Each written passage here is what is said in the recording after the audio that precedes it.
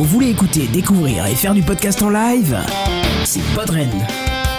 Les 20 et 21 avril 2019 à Rennes. Venez découvrir le Festival du podcast. L'entrée est gratuite. Inscription, programme et bien plus encore sur podren.fr. www.podren.fr.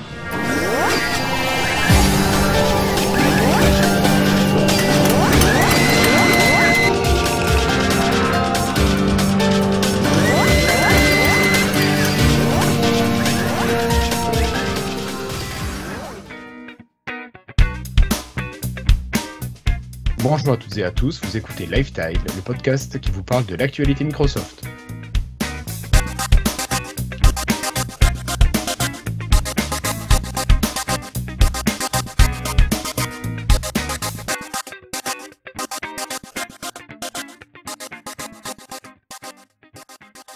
Bienvenue à toutes et à tous, nous sommes aujourd'hui le jeudi 11 avril 2019 et c'est l'épisode 147 de Lifetile.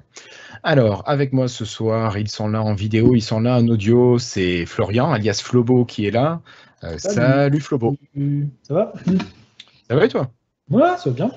Bon, il va falloir que tu nous décores ton fond là, parce que pour l'instant c'est un petit peu Ouais, austère. c'est encore un peu neuf. Bon. Ok. Et à côté de toi, il y a Cassim. Salut Cassim. Waouh, magnifique sticker Salut. sur ta surface. Salut, et je fais le pitre et forcément j'oublie d'activer le micro. Ça va? Ça va, ça va. Bon. Moi ça va, Allez. ça va très bien. Bon, super.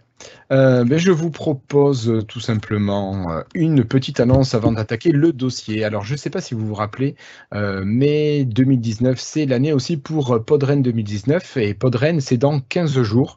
Ça aura lieu les 20 et 21 avril à Rennes. Alors, c'est quoi Podren? C'est un rassemblement de podcasteurs, pas forcément de l'univers geek, de l'univers tech, c'est vraiment toute une multitude de gens qui font du podcast, qui aiment le podcast, qui partagent du podcast, ou qui font uniquement qu'écouter du podcast. Donc, vous pouvez venir les rencontrer, c'est gratuit, c'est libre, il suffit de s'inscrire sur le site de podren.fr, Rennes avec un S, et puis voilà, vous vous inscrivez gratuitement et vous venez, il n'y a pas de souci. D'ailleurs, Cassim était venu plusieurs fois, hein, on avait fait ça plusieurs fois. Ouais, c'est trop Donc, cool. ouais, mais moi j'y retourne cette année, encore une fois, fidèle au poste. Ouais, Et donc, si vous voulez nous y retrouver, enfin, au moins m'y retrouver, ce sera avec plaisir. Alors, tous les événements, normalement, sont transmis en direct, sont diffusés en direct par l'association Padgeek. Donc, vous pouvez les suivre même sans bouger de chez vous. Donc, c'est quand même assez pratique. Donc, je vous rappelle, pour avoir des infos, podren.fr. Voilà. Allez, quelque chose à rajouter ou on passe directement au dossier? On peut y aller. Allez, le dossier.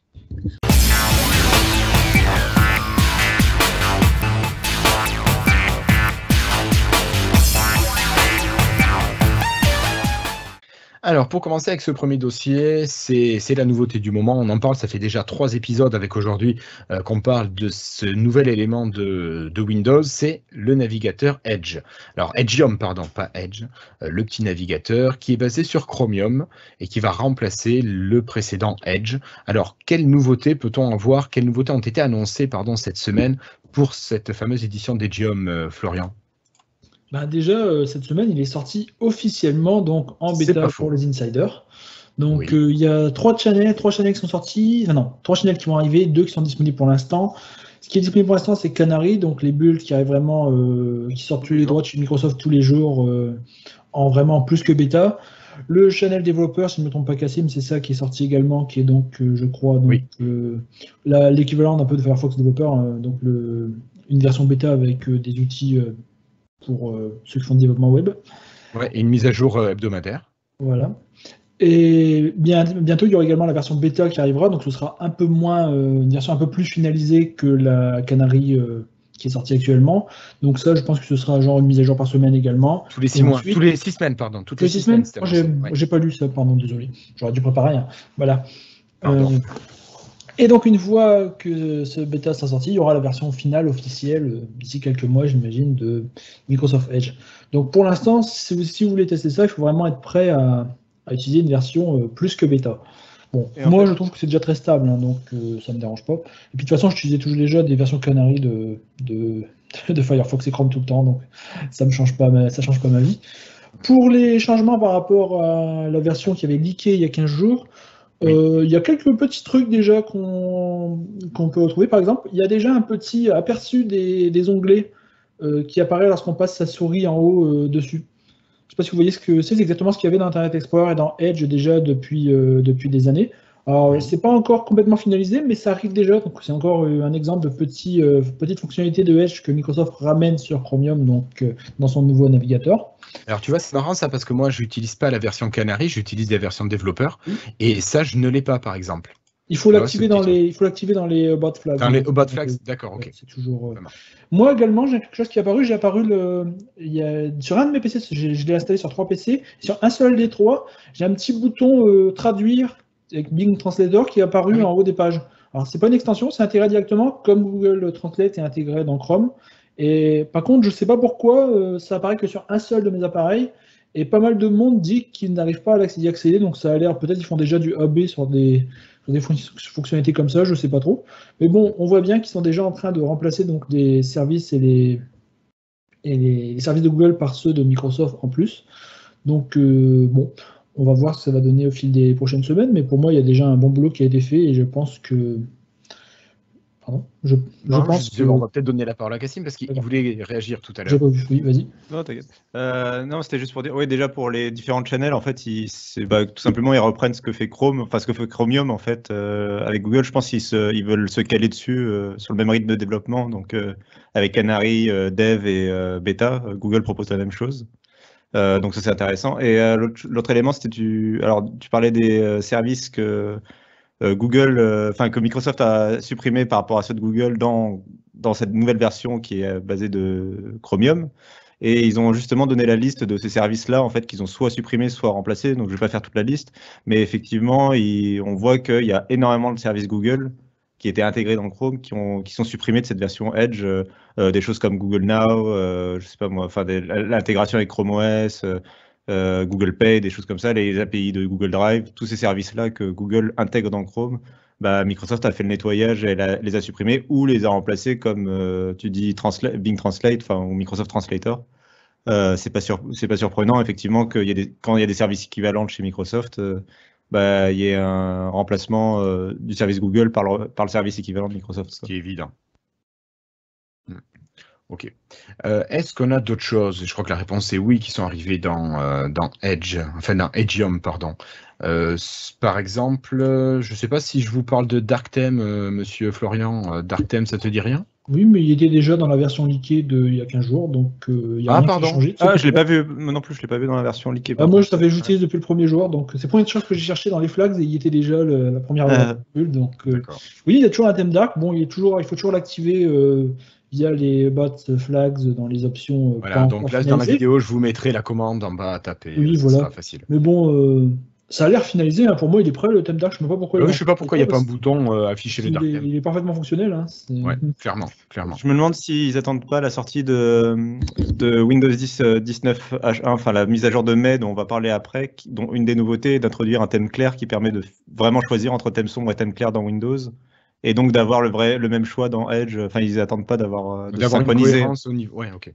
Et un truc qu'on n'a pas précisé, pour l'instant c'est disponible que sur Windows 10, mais ils ont bien réannoncé que ça arriverait sur Windows 8.1, Windows 8, Windows 7 et macOS. Donc comme ça, il manque peu que Linux presque, et ils ont tous les OS de PC, quoi. D'accord. C'est vrai, on avait oublié de le signaler. Alors peut-être, Florian, tu vas me dire que c'est quelque chose que j'avais oublié. C'était les extensions. Et comment on peut utiliser les extensions? Parce que Chrome était connu pour sa multitude d'extensions. Et là, avec notre Edgeium, est-ce qu'on va avoir des extensions aussi ou on n'a que celles du Microsoft Store? Florian? Oui, on a celle du Microsoft Store, il y en a déjà pas mal, parce qu'à mon avis, il n'y a pas grand-chose à faire comme boulot. Les gens peuvent prendre leur extension Chrome directement la publier sur le store, donc ceux qui veulent peuvent le faire.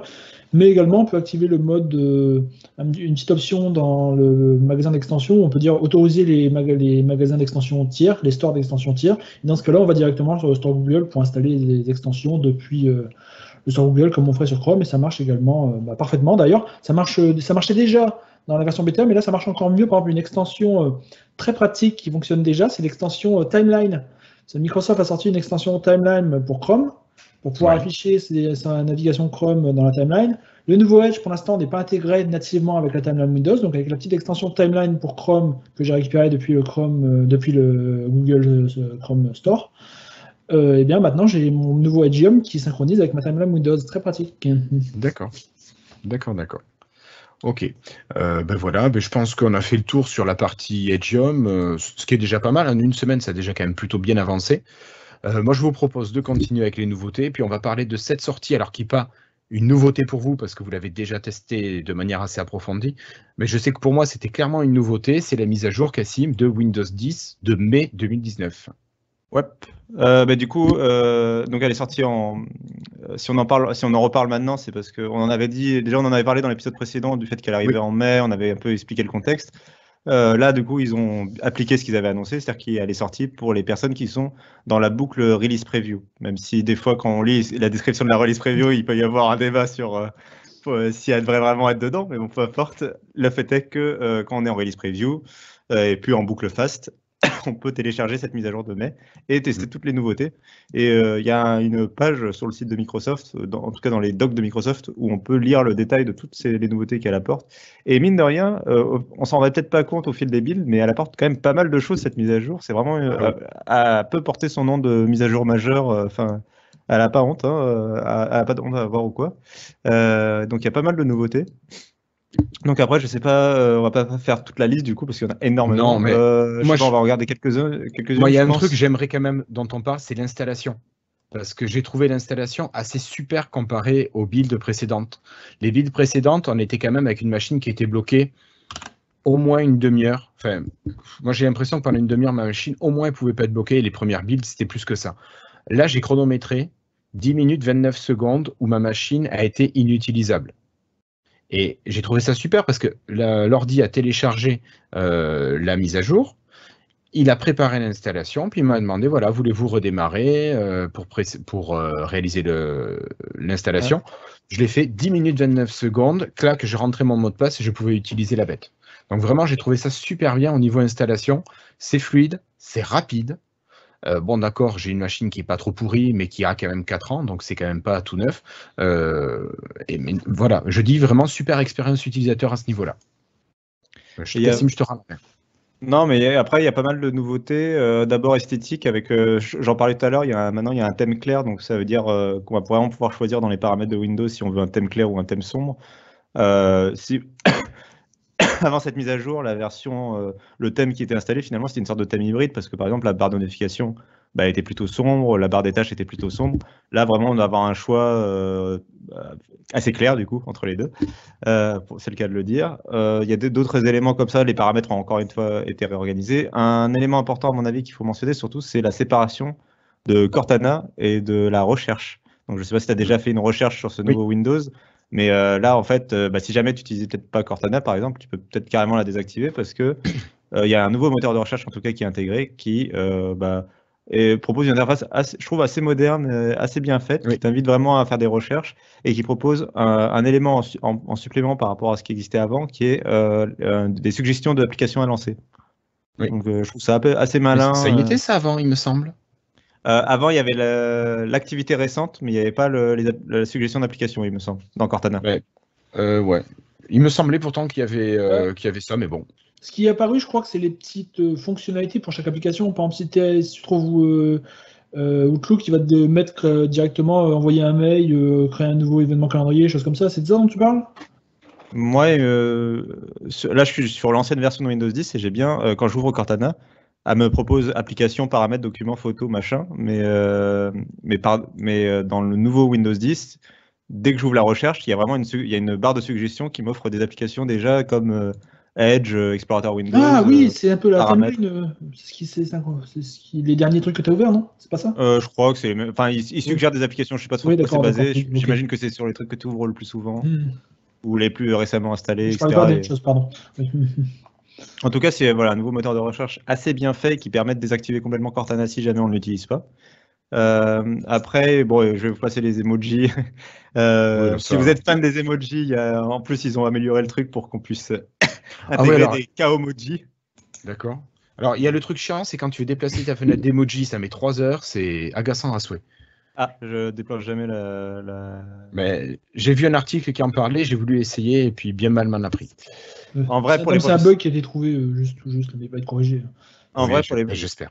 Pour les professionnels, on va parler quand même de Windows Sandbox, qui est peut-être la nouvelle grosse fonction de cette mise à jour, même si on va pas tous l'utiliser. Moi, par exemple, je pense pas que j'en aurais l'utilité, mais c'est la grosse fonction, qui est en fait donc une sorte d'intégration d'un autre Windows finalement, de façon isolée, qui change à chaque fois qu'on réexécute une application, qu'on réexécute la machine. En fait, ça ne stocke aucune donnée, tout est à chaque fois nettoyé, et ça permet de lancer des applications dans un Windows qui est complètement sécurisé, isolé. Donc voilà, si on avait par exemple un exécutable dont on ne savait pas si, on n'en serait pas sûr si c'était un virus ou quoi, on veut pas craindre un truc, on l'exécute dans cette sandbox, et par définition en fait, elle sera bloquée et complètement sécurisée en fait. Donc si c'était par exemple un virus qui détruisait la machine, en fait, elle détruirait que la sandbox et pas son vrai ordinateur. Le reste de l'ordinateur, ouais. Quelqu'un avait, je sais plus qui, sur Twitter avait dit que le bon nom serait un peu in private desktop, tu vois. C'est presque ça, le mode privé. Comme le mode de bureau privé, si tu veux, c'est un peu... Par contre, le seul petit point négatif que j'ai par rapport à la sandbox, c'est que c'est quand même quelque chose d'assez lourd, et il est obligé d'activer, parce qu'en fait c'est de la virtualisation, donc il est obligé d'activer toutes les fonctions de virtualisation de Windows. Et moi, j'ai eu beaucoup d'échecs avec ça. Par exemple, le dernier PC boulot que j'ai upgradé à la dernière version pour tester, la sandbox, c'est pas compatible. Ça fait une erreur, hiérarchie, machin, chouette chose. Et j'ai l'impression que c'est quand même assez capricieux encore. Ça marche pas encore sur tous les appareils. C'est bon, après, ça va durer du temps. Mais c'est un usage qui se dessine en tout cas plutôt aux professionnels, à mon avis, ou aux entreprises. Et pas vraiment en particulier. Enfin, après, on verra. Je sais pas quel usage on pourrait en trouver. C'est que sur Pro, non? Déjà. C'est vraiment que sur Pro, oui, je crois. Faut faire attention, ça, oui. Oui, je pense. Oui, c'est Pro et entreprise, je viens de vérifier. Et dernière nouveauté, à mon avis, qui est intéressante, mais c'est peut-être intéressant pour moi, je ne sais pas. C'est le fait qu'on puisse désinstaller plus d'applications de Microsoft. Alors, d'une part, quand on a une nouvelle machine maintenant, le menu démarrer est beaucoup plus sobre. Il n'y aura pas les 46 000 pop-up de fenêtres de jeux, genre Angry Birds et compagnie, Candy Crush et compagnie, qui seront installés par défaut. Là. On pourra plus facilement nettoyer le menu démarrer. Et il y a surtout les applications de Microsoft comme Print 3D, enregistreur vocal, je sais pas moi, visionneuse 3D, des trucs comme ça qu'on n'utilise pas forcément tous sur notre machine, qu'on pourra supprimer si on veut vraiment nettoyer et avoir sa propre machine comme on l'aime, quoi. Ouais, ça c'est bien ça. Enfin, c'est pas que ça prenne beaucoup de place, mais bon, au moins ça dégage ça du bureau et du start screen. Sinon, tu avais une question, Florian, par rapport, il me semble, à la mise à jour de fin d'année de Windows 10. Oui. Alors. Oui, ce que je disais, c'était que maintenant que la version, cette version-là, donc 19H1, donc est sortie donc pour les insiders en release preview et donc n'est plus dans les insiders classiques Fast et Skip. Ils ont donc refusionné le Ring Fast et le Ring Skip et ils ont fait passer tout le monde donc sur les nouvelles, sur la bêta de Windows 20 H1, donc la version dans un an. Donc ça fait que je me demandais si au final il y allait avoir vraiment une version 19H2, puisqu'au final il n'y aura plus d'insider pour tester. Ils ont passé tout le monde directement sur la version suivante. Et donc je vois que Cassim avait un avis sur la question. Je pense qu'il y aura une version 19H2 qui est bien prévue et tout. Je pense simplement qu'il n'y aura aucune nouveauté assez importante pour justifier beaucoup de tests. Et à la limite, à mon avis, ils peuvent se contenter de la version release preview, en fait, de la build, de l'insider release preview, c'est-à-dire développer dans leur coin les patchs dont ils ont besoin. Ça a beaucoup de correctifs, en fait, à mon avis. Et donc, un mois avant la sortie, en octobre, par exemple, s'ils ont besoin, ils peuvent le balancer en release preview. Ce sera une sorte de lot de correctifs d'amélioration mineure et en novembre la balancer pour tout le monde. C'est un peu, à mon avis, un service pack. Voilà, c'est un peu l'idée d'un service pack ou de ce qu'ils avaient fait à l'époque pour Windows RT et compagnie, les petites updates, des fois update 3 ou je me rappelle plus. Enfin, il y avait ils avaient donné plusieurs noms des fois, mais c'est des petites mises à jour, quoi. C'est 8.1, tu sais. Ouais. Ok. Bon, écoutez, je pense qu'on a fait le tour sur ces deux éléments dossiers. Donc, Edgeum qui améliore bien Et Windows 10. Tu avais dit que tu aimais bien, puis qu'il y avait des toutes petites améliorations du genre des petites icônes en menu. Oui, c'est vrai. Alors, dans les choses moi que j'apprécie, alors c'est sur le bouton Windows, par exemple, quand vous allez sur démarrer, arrêter, vous avez des icônes. Moi qui bosse avec des enfants qui sont pas forcément lecteurs, au moins c'est clair. Ils savent ce qu'ils font. Vous avez aussi, quand vous avez une mise à jour de Windows qui est disponible, vous avez une petite icône qui s'affiche dans la barre des tâches, en bas à droite, avec un petit écran qui est en biais, avec un point rouge dessus. Donc vous savez que vous avez une mise à jour qui est en attente. Il y a plein de petites choses comme ça. Je trouve que Windows a gagné beaucoup en ergonomie. Et je trouve que c'est... Alors, c'est pas des grosses améliorations, c'est clair, mais il y a plein de petites améliorations comme ça qui le rendent plus clair, plus explicite, plus utilisable. Et finalement, moi je l'utilise que depuis lundi, je crois qu'elle est sortie en release preview, et je suis vraiment ravi et de l'expérience de mise à jour, et maintenant de l'expérience d'utilisation, vraiment. Là, je dis chapeau qui continue comme ça, des petites améliorations pour fluidifier le système et des mises à jour de stabilisation, des correctifs de bugs. Moi, je demande que ça. Je trouve qu'ils sont vraiment sur une très bonne voie en ce moment. J'aimerais bien qu'ils se concentrent presque en fait pour une prochaine mise à jour uniquement sur des améliorations, sur la cohérence de l'interface, c'est-à-dire mettre à jour l'explorateur de fichiers, en finir avec des vieux trucs. Enfin, vraiment finir de passer le panneau de configuration sur le nouveau menu settings, tu vois, des trucs comme ça. Enfin, les trucs, tu as raison, quoi. Je vais dans ton sens. Hein, ça améliore énormément l'expérience utilisateur, l'ergonomie. Et c'est bienvenu, quoi. Et je pense qu'il devrait se concentrer effectivement là-dessus. Et enfin, fort bien, quoi. En tout cas, cette mise à jour, je la trouve vraiment très agréable. C'est ça. C'est pas comme la mise à jour qui nous apportait des grosses fonctionnalités. Je pense que Windows 10 est mature maintenant, il n'y a pas de problème. Voilà, maintenant, il faut qu'il soit peaufiné, qu'il soit vraiment léché, comme on disait à une époque. Je pense que vraiment, c'est ce qui lui manque pour être vraiment au top, quoi. Voilà. Bon, allez, on clôture ce dossier et on passe à la suite aux news et rumeurs.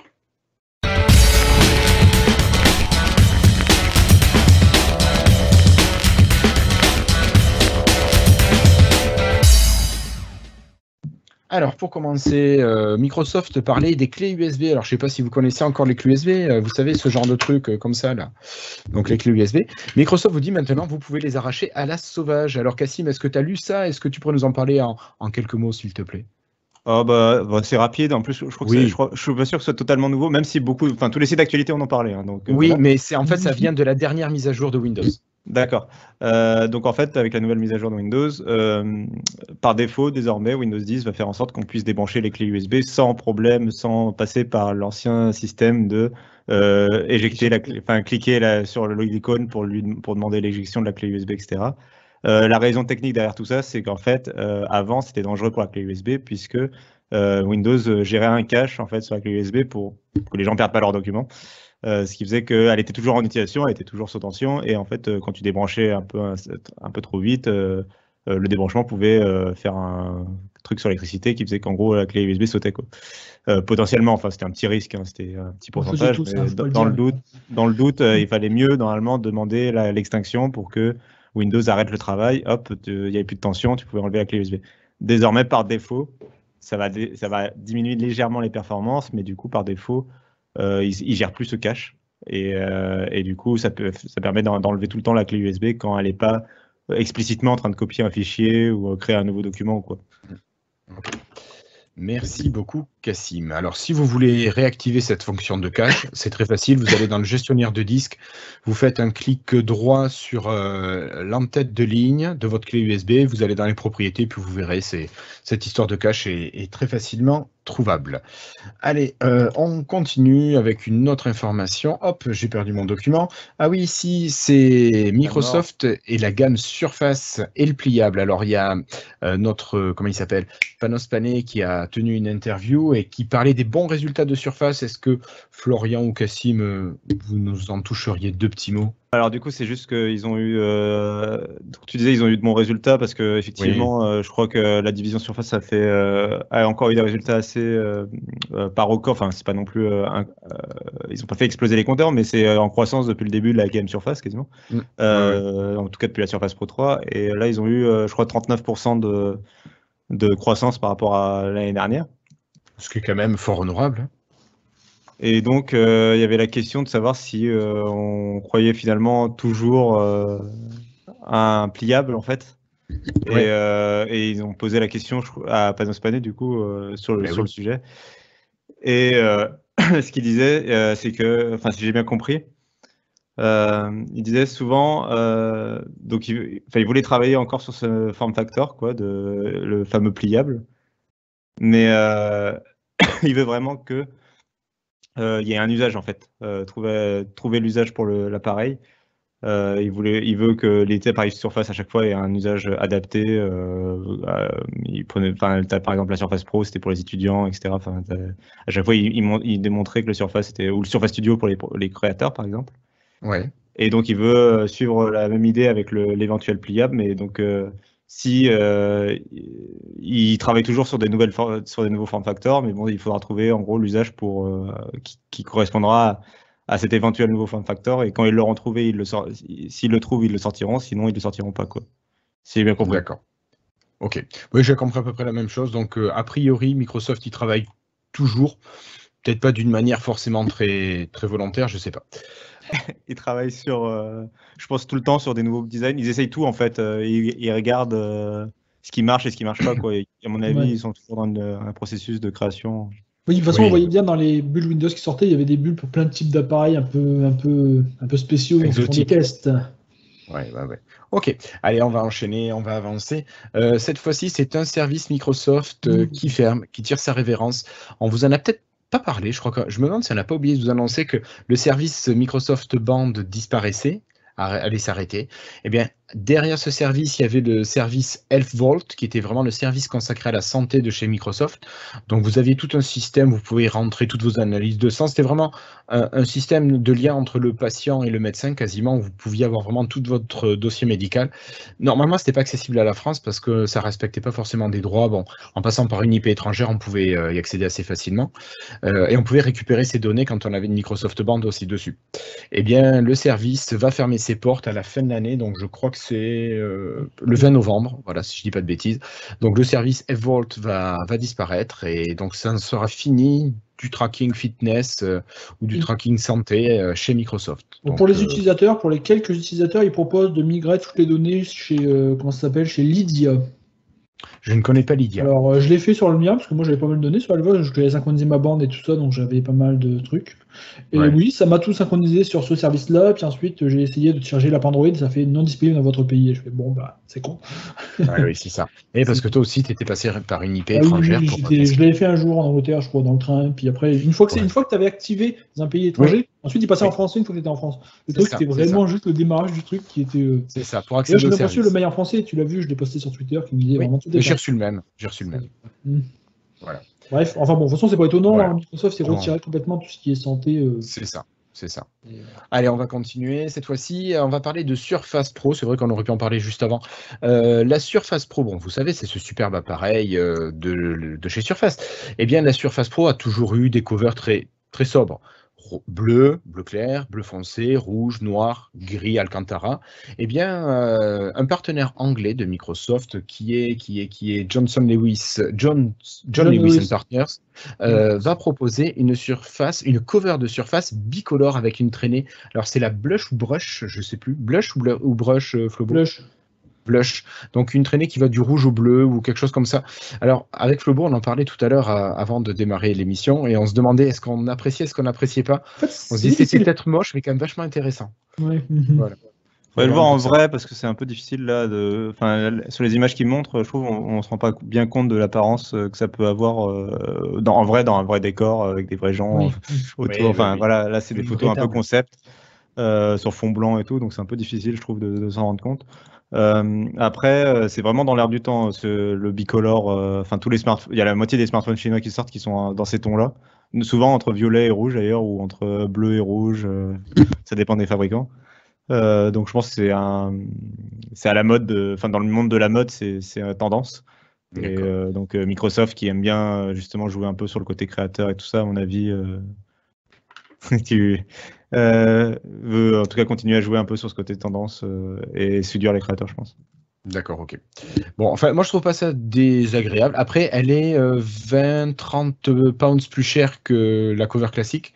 Donc je sais pas si cette bicolorité mérite cette différence de prix, voilà.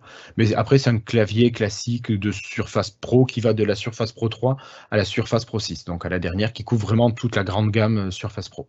Il n'y a pas de problème de taille là sur ces deux-là. Non, il n'y a pas de problème de taille, c'est la même. C'est la même. Voilà.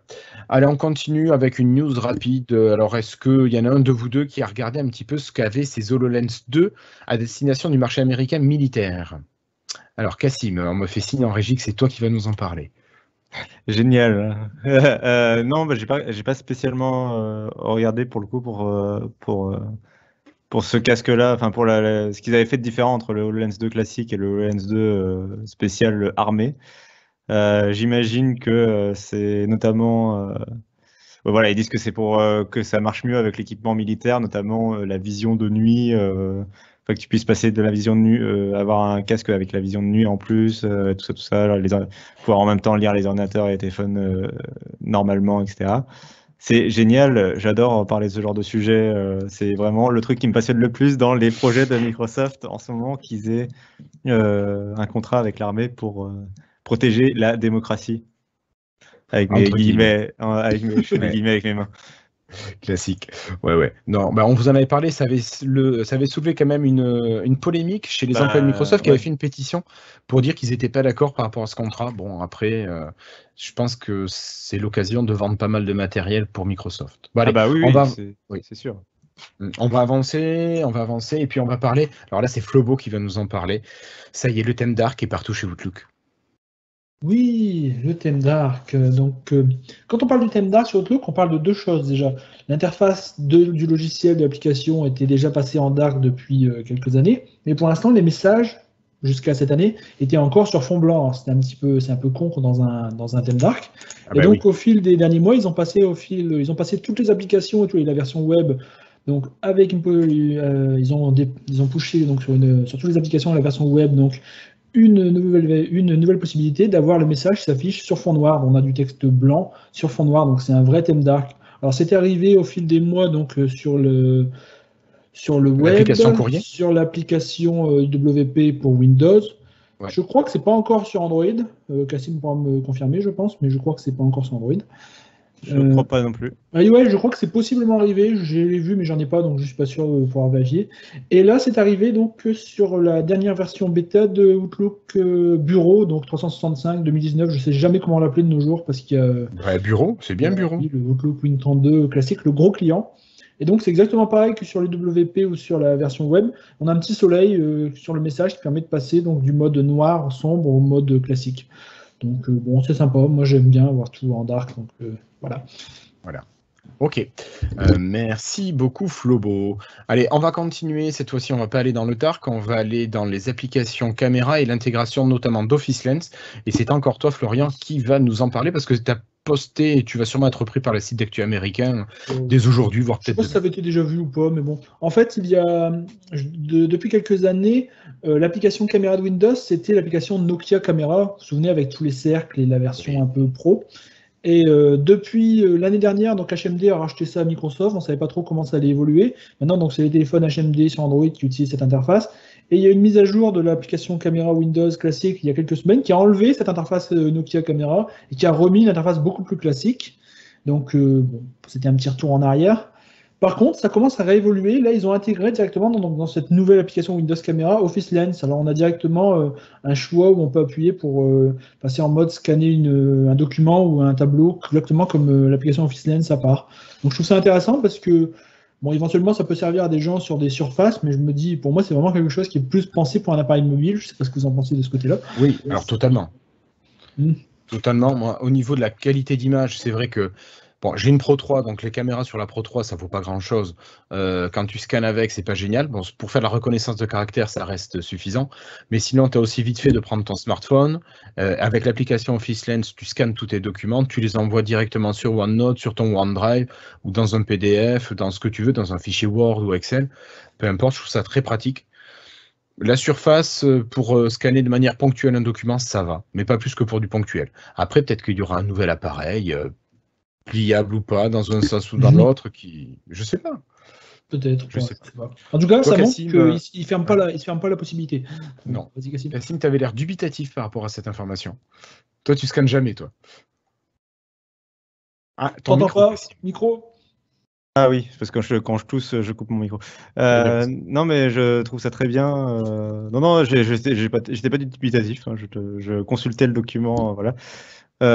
Mais non, je scanne aussi régulièrement. Je scanne plus avec mon smartphone, je l'avouer. Mais c'est pratique quand tu as une tablette Windows sous la main de pouvoir scanner avec. Donc, Après, c'est vrai que quand tu as une webcam qui est de qualité suffisante, tu peux aussi faire ça avec ta webcam. Ça marche pas mal. Hein. ouais. Voilà, donc bon. Non, mais c'est Voilà. un bon usage, hein, c'est vrai. Allez, on va continuer. On va laisser Office Lens sur les machines Windows avec Windows 10 complet. Et on va passer sur le monde Android avec le Microsoft Launcher qui arrive en version 5.3 pour tout le monde. Alors, les bêta-testeurs l'avaient déjà depuis quelques semaines. Ouais. Qu'est-ce qu'on a de neuf? On a le widget météo et heure qui a été redesigné. Bon, voilà, vous pouvez gérer différentes tailles et différentes formes de widgets. Le dock, l'écran d'accueil, le widget de recherche ont été améliorés. Il y a l'application To-Do maintenant qui est mieux intégrée, notamment avec ma journée et les emails marqués qui sont présents. Vous avez la police Roboto de Google qui vient remplacer la police Segway de Microsoft. Bon, est-ce que c'est pour passer plus inaperçu dedans? Je n'en sais rien. Peut-être que c'est en rapport avec Edge Home. Allez savoir. Et dans les informations accessibles, les news accessibles, vous avez la partie technologie qui est arrivée, qui n'était pas encore présente. Voilà, ça fait partie des plus grosses infos. Je ne sais pas si vous avez quelque chose à rajouter sur ce launcher Microsoft. Florian, je te vois bien. Moi, je sais pas, ça m'a donné envie de router mon téléphone juste pour remettre Segway. Donc bon, voilà. Mais bon, c'est parce que je veux récupérer ma police. Ouais, enfin bon, c'est pas non plus la fin du monde. Extrémiste. C'est comme ça. Ok. Bon, Cassim, toi, tu es toujours sur Apple en ce moment? Ouais, je suis toujours sur... Non, après, je teste beaucoup de téléphones Android, mais par contre, quand je les teste, soit j'utilise le lanceur du fabricant, soit, ce qui est souvent le cas en fait, soit j'utilise le lanceur de base de Google. J'avoue que j'ai jamais réussi à accrocher au lanceur de Microsoft, ce qui par ailleurs me semble très bien. Enfin, il y a pas de, c'est juste moi qui aime pas, mais oui, mais ça, il en faut pour tout le monde. J'aime bien, justement en fait, le principe du lanceur de Microsoft, c'est qu'il change la philosophie d'Android pour proposer autre chose. Enfin, avec beaucoup de widgets, etc. Il propose une autre expérience que moi j'aime pas spécialement, mais par contre au moins qui a le mérite d'innover et de ne pas être juste une copie du lanceur de Google avec d'autres trucs. Donc j'aime bien. Pour rebondir là-dessus, moi, c'est vraiment ce que le launcher de Microsoft, je veux dire que je n'aime pas vraiment sa façon de fonctionner, mais j'aime bien à quel point il synchronise dans les services directement. Tu vois ce que je veux dire? Directement avoir les to-do, les machins, tout ça directement, c'est super pratique. Tu retrouves ton écosystème Microsoft. Voilà. Même si je préférais largement une autre interface, mais bon, on devine laquelle. Mais c'est pas grave. Oui, on ne le dira pas, c'est fini. Ok, allez, on enchaîne. Et puis c'est toi qui vas garder la parole, Florian, cette fois-ci. Et tu vas nous parler rapidement de la connectivité qui est améliorée sur Windows 10 ARM. Bah oui. Donc, depuis quelques mois, comme vous l'avez sûrement vu... Tu peux nous redire ce que c'est Windows 10 ARM depuis quelques mois, comme vous l'avez sûrement vu. Il y a une petite équipe donc, de geeks fans de Microsoft qui donne une nouvelle vie au 950 XL. Donc, ils ont développé des drivers pour Windows 10 ARM, donc le Windows 10 complet qu'on arrive à faire tourner sur 950. Ils ont développé des drivers vidéo, l'accélération graphique, tout ça. Bref, ça tourne plutôt pas mal. Bon, vous attendez pas à un i7, hein, mais ça tourne plutôt pas mal, relativement parlant. Et... un des grands problèmes, c'est que pour l'instant, il n'y avait que le Wi-Fi. On pouvait utiliser le Wi-Fi, mais on ne pouvait pas utiliser la connexion cellulaire du téléphone. Eh bien, apparemment, c'est sorti hier. Maintenant, on peut se connecter directement donc, sur le réseau mobile via sa SIM et son opérateur sur Windows 10 ARM, sur le Lumia 950. C'est quand même très fort. Hein. Je veux dire, ces gens-là, quand on voit Microsoft qui abandonne ses appareils, parfois un peu comme ça, ils nous abandonnent directement. Eux, les petits geeks, ils arrivent carrément à amener des fonctionnalités qui n'ont jamais été pensées pour sur un 950, c'est fort. Moi, je dis chapeau quand même. Je veux dire. Et ils arrivent à appeler avec cette mise à jour? Non, ils n'arrivent pas encore à appeler. Et en fait, ils peuvent pas. Ils ne peuvent pas puisque la couche téléphonie était quelque chose qui était seulement dans Windows 10 mobile et ça n'a jamais été ajouté dans Windows 10 complet. Donc, ils attendent le jour où ils espèrent que Microsoft va l'ajouter dans Windows 10. Ce jour-là, ce sera peut-être possible d'appeler à nouveau avec son 950 sur Windows 10 ARM. Mais pour l'instant, c'est pas possible techniquement. Ok, ça marche. Merci beaucoup, Florian. Allez, et on continue. On va quitter le monde Microsoft de bureau mobile. On va passer sur la Xbox. Alors, on en a parlé déjà un petit peu. Il y a des rumeurs qui sont ressorties sur la Scarlett et la Xbox Lockhart, qui sont les nouvelles versions de la Xbox One version 2. Cassim, t'en as entendu parler là-dessus, là? Tu crois qu'on peut avoir des informations qui vont sortir à l'E3 ou pas encore? Oui, c'est sûr. Enfin, c'est quasi sûr qu'elles seront dévoilées à l'E3, ou en tout cas ils montreront un peu leur vision, un peu comme quand ils avaient annoncé Scorpio un an avant le lancement commercial. On ne sait pas si elles seront commercialisées bientôt, mais en tout cas elles seront probablement dévoilées à l'E3, ou en tout cas la philosophie. Donc il faudra quand même attendre l'E3. Par contre, la prochaine Xbox, c'est celle qui arrive, qui sera annoncée dans quelques jours, la fameuse SAD, la One S All Digital Edition. Elle sera par contre dévoilée normalement dès le prochain Xbox Inside, qui est la petite émission que Microsoft fait chaque mois pour parler de Xbox. Et ils ont annoncé d'ailleurs l'émission d'avril, je ne me rappelle plus de la date, mais c'est, je crois, la semaine prochaine. Ouais, vers le 20, quelque chose comme ça, ouais. Et à cette occasion, ils devraient annoncer donc leur prochaine Xbox et ce dont on va parler après, des évolutions pour les services. Donc après, sur la Xbox Lockhart, du coup, j'ai pas grand-chose à dire, sinon que c'est les consoles de nouvelle génération, donc c'est les concurrents de la PlayStation 5. On change. Je pense même pas qu'ils garderont le nom Xbox One. Hein. Je pense qu'ils vont en profiter pour changer de nom et que ce sera Xbox quelque chose d'autre. Et oui, voilà. Enfin, je sais pas. La Xbox 2. Mais ça devrait être enfin un peu le nouveau point de départ pour Microsoft. Et d'ailleurs, à cette conférence de l'E3, qui sera en juin, donc tout début juin, il devrait y avoir énormément d'annonces de nouveaux titres, de nouveaux studios, de nouveaux trucs. Enfin, ça va être vraiment la fête Xbox, quoi. De quoi faire un épisode spécial Xbox rien qu'entre nous. Oui, je pense. Ouais. D'accord. Facilement. Ok, allez, on va enchaîner donc avec la nouvelle news dont tu voulais parler. Je crois que tu voulais parler de nouvel abonnement. Il a été laissé entendre que Microsoft allait proposer un nouvel abonnement qui allait regrouper le Game Pass. Donc le Game Pass, c'est l'abonnement qui vous permet de pouvoir jouer à toute une multitude de jeux, plus d'une centaine de jeux proposés alors gratuitement en échange de votre abonnement de 10 € par mois, en illimité. Alors c'est tous les titres qui sont édités par Microsoft, plus quelques éditeurs partenaires.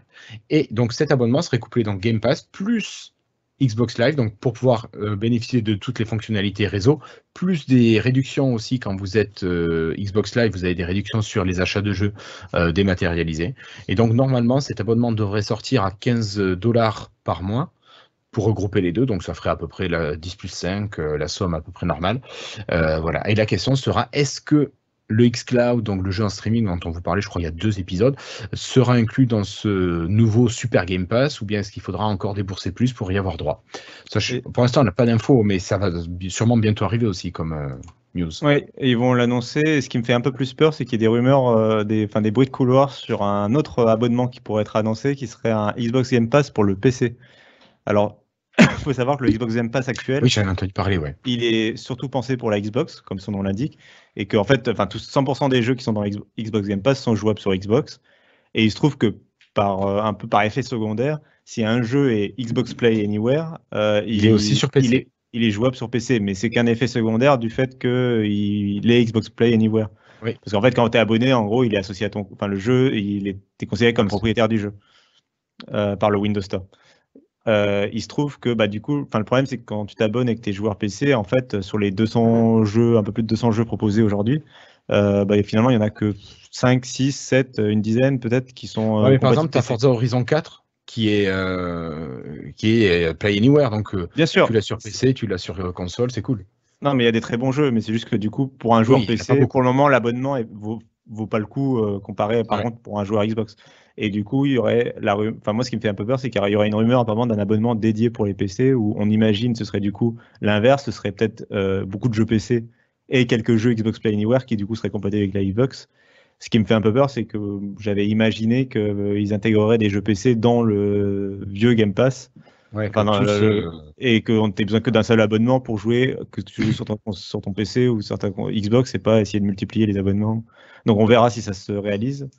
Après, voilà. Et pour le cumul des 2 abonnements dont tu parlais, qui se rappellerait le Xbox Game Pass Ultimate, ce serait une bonne nouvelle. Enfin, ce qui me fait un peu... C'est vrai qu'en tout cas, il fallait résoudre ce dilemme de... Oui. C'est un peu bizarre de demander 2 abonnements aux gens, notamment si tu veux jouer. Si tu as un jeu du Game Pass où tu veux jouer en multijoueur, tu étais obligé d'avoir le Xbox Live Gold. Et je pense qu'en termes d'expérience utilisateur, quand tu payes un abonnement et qu'on te redemande derrière un abonnement, ça faisait bizarre, quoi. Donc là, avoir c'est pas normal. Un abonnement qui au moins réunit les deux, tu peux dire à la personne, inscris-toi à ça, tu te prends plus la tête, c'est pas mal, je pense. Ouais, je suis assez d'accord avec toi. Et ils ont aussi annoncé on en profite, ils ont annoncé les jeux qui arrivent en avril dans le Game Pass. Et c'est j'ai pas regardé ça. C'est pas mal du tout. Là, tu sens je pense que justement ils préparent le 3 et qu'ils montent un peu en puissance. Parce qu'il y a sur les 6 jeux qu'ils ont annoncés, il y en a quand même 5 qui sont sympathiques. T'as Monster Hunter World, qui est un jeu japonais sorti il y a tout juste 1 an et qui est un gros jeu de Capcom où tu fais de la chasse aux monstres, on s'en fout. Non, mais je veux dire, c'est un gros jeu. C'est un gros jeu, c'est un gros hit. Les gens qui connaissent seront contents de l'avoir. Il y a Prey, qui est un FPS narratif, qui est sorti il y a pareil 1 an, qui est aussi plutôt un gros jeu. Life is Strange, saison 2, qui arrive, qui est toujours en cours de développement, donc il arrive alors clairement, ils ont un partenariat avec Square Enix, qui est l'éditeur, et là, pour le coup, le jeu est tout neuf, quoi, donc c'est plutôt bénéfique. C'est une exclue, quasiment. Enfin, pas une exclue, mais... Ouais, c'est ça, en tout cas, c'est assez fort. Resident Evil 5, donc par contre, qui est assez vieux, qui date de la Xbox 360, mais c'était un gros titre à l'époque, c'est pas mal. Ouais. Et la dernière saison de Walking Dead, jeu de Telltale, qui avait eu plusieurs saisons, ils ont lancé la dernière là. Et donc pareil, c'est quand même un titre assez connu. On peut pas dire que c'est un jeu de seconde zone. Le dernier, par contre, c'est The Golf Club 2, qui alors lui, on ne jouera pas. Un peu plus, disons, de niche, mais ça plaira aux fans de golf, on va dire. C'est ça. De golf sur console. Oui. C'est ça. Je suis pas sûr que ce soit les mêmes. Ok, merci beaucoup Cassim. Voilà, écoutez, je pense qu'on a fait le tour de l'actualité Microsoft pour cette semaine qui vient de s'écouler. Merci de nous avoir suivis, merci Cassim d'avoir été présent, merci Florian d'avoir été présent. Donc ta mission de trouver un décor pour le fond, hein, tu te rappelles hein, oui, c'est ça. Pour la semaine prochaine. Ouais, j'ai besoin d'opinion. D'accord, écoute, on te donnera ça. Sinon tu demandes à Christophe, Oui, surtout qu'il habite déjà à côté, je pourrais aller chercher des trucs chez lui direct comme ça. Ouais, non, mais là, il est à New York, il va te ramener des trucs de New York, des trucs sympas. Moi, je pense que tu peux peindre un logo Windows avec un... On avait pensé à la courbe de vente des Lumia sur 10 ans, c'est de 2009 à 2019 derrière là-bas. Mais apparemment, je vais me faire disputer si je fais ça. En plus, ce qui serait pratique, c'est que à mon avis, ça ferait la forme de ta tête en fait. Voilà, je n'en dis pas plus. Ça, c'est fait. Allez, donc merci à vous. Si vous avez aimé cet épisode, n'hésitez pas à cliquer en bas sur le pouce pour mettre un petit pouce bleu. N'hésitez pas à vous abonner. N'hésitez pas à partager cette émission, ce podcast avec vos connaissances sur les réseaux sociaux, Facebook, Twitter. Et qu'oublie-je voilà, alors merci. Rendez-vous la semaine prochaine pour l'épisode 148. Je compte sur vous. À très bientôt. Ciao tout le monde. Au revoir. Ciao.